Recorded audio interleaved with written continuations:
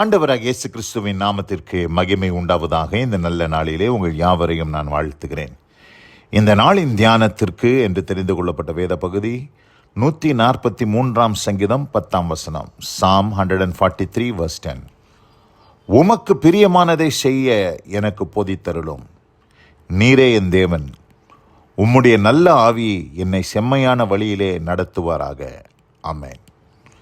பிரியமானவர்களே, நான் வாசிக்க கேட்டதான இந்த வார்த்தைகளிலே சங்கீதக்காரனாகிய தாவீது என்ன சொல்லுகிறார் என்றால், ஆண்டவரே உமக்கு பிரியமானதை செய்ய எனக்கு போதித்தருளும்.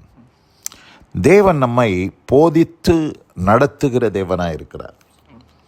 ஆண்டவர் நமக்கு போதிக்கிறார். அவருக்கு பிரியமானது என்ன என்பதை நாம் தெரிந்து கொள்ளும்படி நமக்கு போதிக்கிறார்.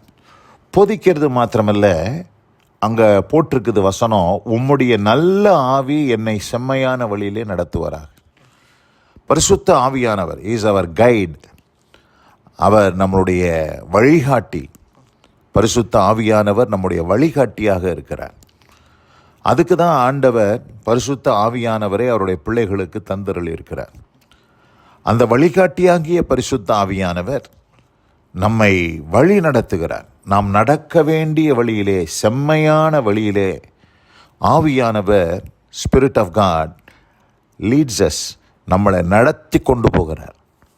அப்படி நடத்தி கொண்டு போகிறதுனால தான் ஆண்டவர் சொல்லுகிறார், சங்கீதம் 32 சங்கீதம் 8 நான் வாசிக்கிறேன். Psalm 32 verse 8. நான் உனக்கு போதித்து நீ நடக்க வேண்டிய வழியை உனக்கு காட்டுவேன், உன்மேல் என் கண்ணை வைத்து உனக்கு ஆலோசனை சொல்வேன்.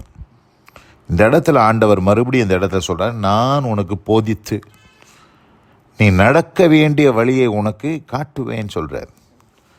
பிரியமானவர்களே, இந்த அருமையான இந்த நல்ல நாளிலும் இந்த வசனத்தை கேட்டுக்கொண்டிருக்கிற அன்பான சகோதரி சகோதரியே, இன்றைக்கு ஒருவேளை வழி தெரியாமல் நீங்கள் திகைத்து என்ன செய்வதென்று புரியாமல் ஒருவேளை நீங்கள் கலங்கி நிற்கலாம். இன்றைக்கு ஆண்டவர் உங்களோடு பேசுகிறார். என்ன பேசுகிறார்? அவருடைய நல்ல ஆவி உங்களை செம்மையான வழியிலே நடத்துவார் என்பதிலே எந்த சந்தேகமில்லை. அவர் உங்களுக்கு போதித்து நீங்கள் நடக்க வேண்டிய வழியை உங்களுக்கு காட்டி உங்கள் மேல் அவருடைய கண்ணை வைத்து உங்களுக்கு ஆலோசனை சொல்லுவார். ஆதலால் பிரியமானவர்களே, நீங்கள் கலங்கி என்ன செய்வதென்று தெரியாமல் புரியாமல் ஒருவேளை நீங்கள் நிற்கலாம். இப்படிப்பட்ட சூழ்நிலையிலே ஆவியானவர் உங்களை நடத்துவேன் என்று வாக்குரைத்திருக்கிறபடியால் நீங்கள் கவலைப்பட வேண்டிய அவசியமில்லை. அதே நேரத்தில் சிலர் என்ன சொல்கிறாங்க, நாங்கள் கவலைப்படலை, ஆண்டவர் நடத்துகிற வழியில், அவர் எங்களுக்கு காண்பிக்கிற வழியில் தான் நாங்கள் போகிறோம், ஆனால் போகிற வழியில் எங்களுக்கு நிறைய பிரச்சனை வருது, நிறைய போராட்டங்கள் வருது அப்படின்னு சிலர் சொல்லுவாங்க. நிச்சயமாக வரும். ஆண்டவர் காண்பிக்கிற வழி எப்பொழுதுமே அது சில நேரங்களில் ஸ்மூத்தாக இருக்காது. அது பார்த்திங்கன்னா கொஞ்சம் ரஃப்பாக தான் இருக்கும்.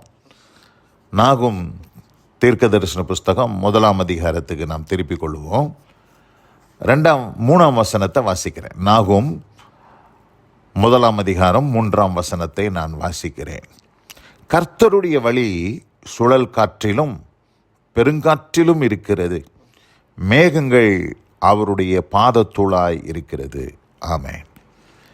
இங்கே என்ன சொல்கிறாரு நாகும் தீர்க்கதரிசி? கர்த்தருடைய வழி, வேஸ் ஆஃப் காட், கர்த்தருடைய வழி எங்கே இருக்கா? சுழல் காற்றில் இருக்குது. வேர்ல்விண்ட் சுழல் காற்றில் இருக்குது. அதே நேரத்தில் பெருங்காற்றிலும் இருக்கிறது. சுழல் காற்று, பெருங்காற்று, 2 விதமான காற்றை குறித்து இந்த இடத்துல பார்க்குறோம். நம்ம யோசிக்கிறோம், ஆண்டவருடைய வழி தானே, ஆண்டவர் தானே, நம்ம ஜெபம் பண்ணி தானே செய்கிறோம், ஆண்டவரை நம்பி தானே இந்த காரியத்தில் இறங்கணும், நம்ம அநேக ஆலோசனைகளை தேவனுடைய ஆலோசனையின்படி தானே செய்யணும், எதுக்கு எங்களுடைய வாழ்க்கையில் இப்படிப்பட்ட சுழல் காற்றுகள் பெருங்காற்றுகள் வருகிறது என்று ஒருவேளை நீங்கள் கேட்கலாம். ஆனால் அங்கே என்ன போட்டிருக்குது? கர்த்தருடைய வழி சுழல் காற்றிலும் பெருங்காற்று. ஆண்டவர் அந்த சுழல் காற்றுக்கு உள்ளே, அந்த பெருங்காற்றுக்கு உள்ளே ஆண்டவர் உங்களுக்கு ஒரு வழியை வைத்திருக்கிறார் என்பதுதான் உண்மை. நீங்கள் அந்த சுழல் காற்றுக்குள்ளே போங்க, உங்களுக்கு எதிராக மோதி அடிக்கிற அந்த பெருங்காற்றுக்குள்ளாக நீங்கள் பிரயாணம் பண்ணுங்க. அதுக்குள்ள ஆண்டவர் வழியை வச்சிருக்கிறார். அங்கே தான் காட் இஸ் வே. ஆண்டவருடைய வழி அங்கே தான் இருக்குது. அதனால் நீங்கள் கலங்கி, இது என்ன, நான் தேவ சித்தத்தின்படி தானே செய்கிறேன், ஏன் வாழ்க்கையில் இவ்வளோ பிரச்சனை, இவ்வளோ போராட்டம், சுழல் காற்றை போல அநேக காரியங்கள் எங்களை சுழற்றி அடித்து கொண்டிருக்கிறது, பெருங்காற்றை போல எங்களுடைய காரியங்கள் எல்லாம் சூறையாடப்பட்டு இருக்கிறதே என்று சொல்லி நீங்கள் கலங்கி நிற்கலாம். பயப்படாதீங்க, அது கர்த்தருடைய சித்தம். நீங்கள் தொடர்ந்து முன்னேறுங்க. ஆண்டவர் உங்களை சரியான வழியில் நடத்தி, கர்த்தருடைய வழி சுழல் காற்றிலும் பெருங்காற்றிலும் இருக்கிறது. ஆதலால் நாம் வாசிக்க கேட்ட வார்த்தையின்படி 143 சங்கீதம் 10 உம்முடைய நல்ல ஆவி என்னை செம்மையான வழியிலே நடத்துவார். ஆண்டவர் செம்மையான வழியில் தான் நடத்துகிறார். ஆண்டவர் தான் உங்களை நடத்துகிறார். கவலைப்படாதீங்க. அந்த வழியிலேயே நீங்கள் போங்க. அதற்குள்ள ஆண்டவர் உங்களுக்கு தீர்வை வச்சிருக்கிறார். சொல்யூஷனை அங்கே தான் வச்சிருக்கிறார். அதனால் சோர்ந்து போகாதீங்க. கர்த்தர் உங்களோடு இருந்து பெரிய காரியங்களை செய்தருளி கர்த்தர் உங்களை ஆசீர்வதிப்பாராக. வசனம் கேட்ட உங்கள் ஒவ்வொருவரையும் கர்த்தர் தாமே ஆசீர்வதிக்காப்பாராக. God bless you all. அமேன், அமேன். நாம் ஜெபிப்போம். எங்கள் அதிகமாக நேசிக்கிற எங்கள் அன்பின் பரலோக பிதாவே, உம்முடைய நல்ல ஆவி என்னை செம்மையான வழியிலே நடத்துவாராக என்ற வார்த்தையின்படி கர்த்தரின் வழிகளில் நாங்கள் நடக்கும்போது சூறாவளி காற்றுகள், ஆண்டவரே பெருங்காற்றுகள் வருகிறதே, அதிலே நாங்கள் கலங்கி விடுகிறோமே என்று சொல்லி ஒருவேளை உம்முடைய பிள்ளைகள் சொல்லலாம். ஆனால் கர்த்தருடைய வழி சுழல் காற்றுக்குள்ளும் பெருங்காற்றுக்குள்ளும் இருக்கிறது என்பதை இந்த நாளிலே உம்முடைய பிள்ளைகள் புரிந்து கொண்டபடியால் உம்மை ஸ்தோத்திரிக்கிறோம். அவர்களை அந்த சூழ்நிலையில் வழிநடத்தி அவர்களை ஆசீர்வதியும். தேவ கிருபைக்கு தாழ்த்துகிறோம். இயேசு கிறிஸ்துவின் வல்ல நாமத்தில் பிதாவே. ஆமேன், ஆமேன்.